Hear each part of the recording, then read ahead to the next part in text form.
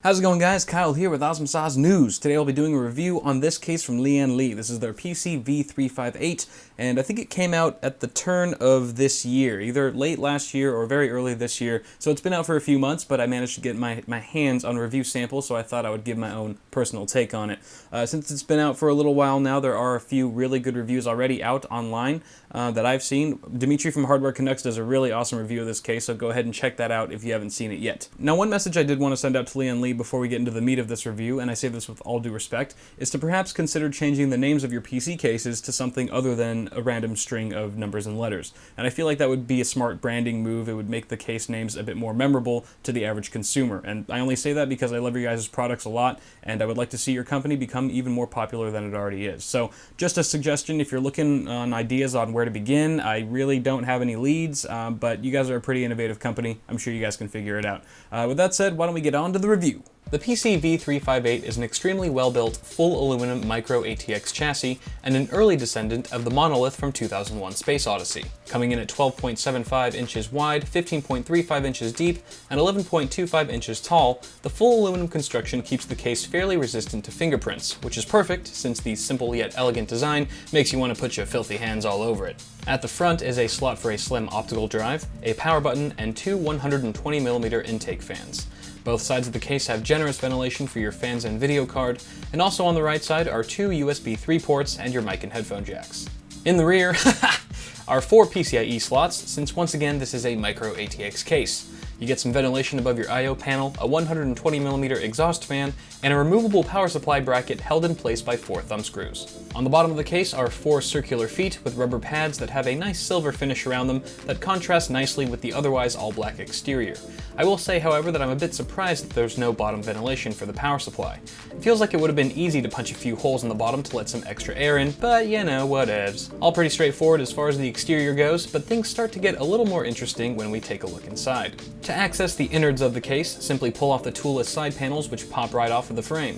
From there, remove the three thumb screws at the back of the case in order to fold down the top and front panel, which as you can see here is one continuous piece of aluminum, and for some reason reminds me of those Mighty Max toys that I used to play with as a kid. Mighty Max, Mighty Max! Meet the new Doom Zones, Max. Try to survive Dino Lab and the killer T-Rex will chew you to bits. The panel is held in place by two hinges that, like the rest of the case, feel sturdy and secure. The two 3-pin intake fans are also toolless, and can be removed by sliding them up and lifting them off of the mounting holes.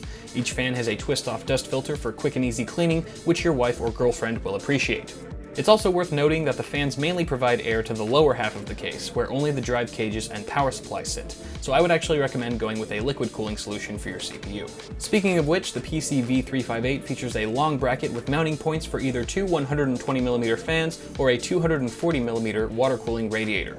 Removing the two thumb screws allows it to swivel away from the motherboard tray, making the installation process easier for people with two hands. Right smack on the face of the motherboard tray are mounting points for two 2.5-inch drives. I see this posing a potential inconvenience, as one of the drives would be partially mounted right underneath that 240mm radiator.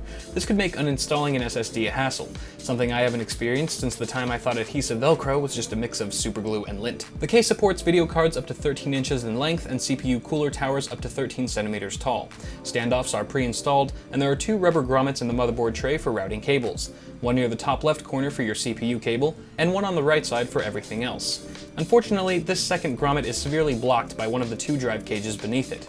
This makes it near impossible to pass all those cables through without either permanently removing the cage or investing in a portal gun. And that brings us to the lower chamber of this chassis. The two drive cages come pre-installed with rubber grommets and sport three 3.5-inch mounts each, supporting a total of 6 mechanical hard drives. One critique here is that the mounts are solely for 3.5-inch drives, so you're really limited to just two SSDs in this case, unless you pick up an adapter. Now, earlier I was a little concerned when I saw that there was no bottom ventilation for the power supply, but as it turns out, there's an elevated rubberized platform for the unit to sit on, so as long as you don't buy a cheap power supply that shoots flames out the back, this shouldn't pose too much of a threat. According to the manufacturer, the case supports power supplies up to 20 centimeters long. However, that leaves little room for the cables attached to it due to that damn hard drive cage that just seems to keep getting in the way. You know that one friend in your group that no one really likes?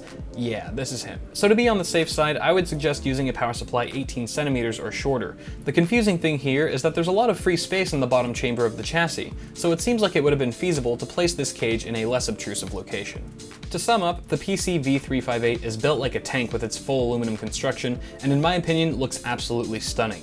It incorporates a thoughtful amount of toolless design, has excellent water cooling support, and manages to fit a healthy amount of sizable hardware for a case of its form factor. Unfortunately, it falls short in accommodating some of the components with ease in terms of hardware layout and cable management, and unless you're okay with parting with that awkwardly placed hard drive cage, the build process can prove to be a frustrating task. Let me know what you guys think about this case in the comments below, and what you'd like to see in a similar future case from Lian Li. I'm Kyle with Awesome Sauce News. Thank you guys so much for watching this video. Be sure to give me a like if you enjoyed it, subscribe to the channel if you haven't already, and I'll see you guys in the next one.